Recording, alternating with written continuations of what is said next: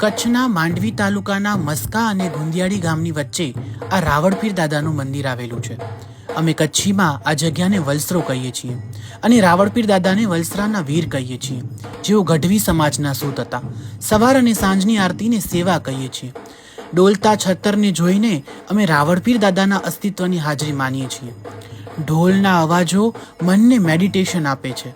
અહીંયા દાદાના ઘોડા પૂજાય છે અને એવું કહેવાય છે કે બોધલા નામના ઘોડા પાસે તમે જે માંગો એ તમને મળે છે.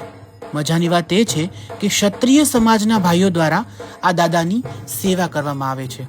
અનેક દીન દુખિયાઓ પોતાની વ્યથા લઈને દાદાના દરબારમાં આવે છે અને હોંશે હોંશે સુખિયારા થઈને શ્રદ્ધાપૂર્વક દાદાને માને છે.